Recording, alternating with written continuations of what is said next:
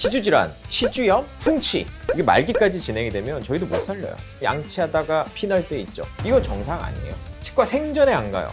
원인은 그럼 뭐냐? 세균이에요. 그냥 방치하고 계시는 겁니다. 안녕하세요.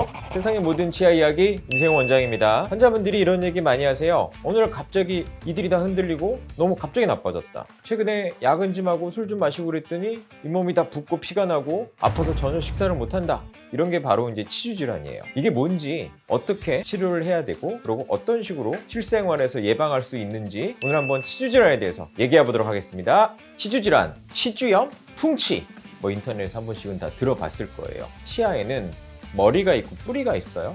뿌리를 치조골이란 뼈가 단단하게 치아를 잡고 있어요. 이 치조골이 녹는 거예요. 결국은 이제 이 말기까지 가면 치아가 많이 흔들리고 그리고 결국은 이를 뽑게 되는 거. 이것을 우리가 치주질환이라고 해요. 자, 치주질환은요. 처음에는 치은염에서 시작을 해요. 치은염은 뭐냐면 그냥 잇몸에서 염증 생기는 거예요. 가끔 양치하다가 피 날 때 있죠. 이거 정상 아니에요. 염증이 있으면 약한 자극으로도 피가 나요. 자, 이게 이제 치은염, 우리 치주질환의 첫 시작이에요. 치은염을요, 제때 치료하지 않으면 치조골까지 번집니다. 이 치조골이 녹아요. 그럼 이때부터 우리가 치주염이라고 해요. 자, 근데 이 치주염이 이제 진행이 되면요, 이거는 좀 문제가 달라져요. 최악의 경우는 결국 이를 뽑아요. 가장 기본적인 원인은 그럼 뭐냐? 세균이에요. 세균이 치은염을 유발하고 치주염을 유발합니다.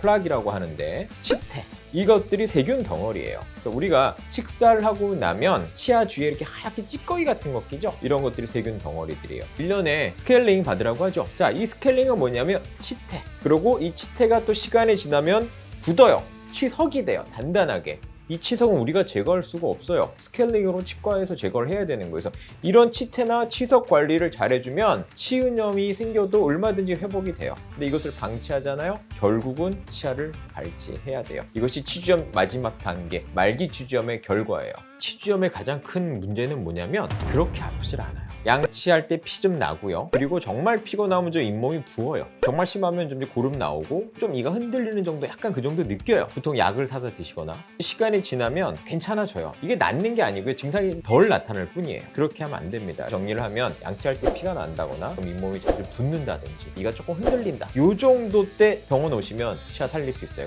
어떻게 치료하느냐? 가장 기본적인 거는 1년에 한 번씩 받는 스케일링이에요. 치주염이 진행이 되면 스케일링 가지고는 안 됩니다. 치근 활tek술이나 치주 소파술, 또 잇몸 수술 이런 것들이 단계별로 있습니다. 저희 병원에서는 이걸 좀 레이저 거즈 비수술적으로 잇몸 치료를 많이 해드리는데요. 환자분들이 덜 고통스러워 하시고 얼마든지 치주염 초기 중기 때 치료를 살려드릴 수 있어요. 그런데 이게 말기까지 진행이 되면 저희도 못 살려요. 치료해도 좋아지지 않거든요. 결국 그때는 발치를 하고 임플란트가 마지막 방법입니다.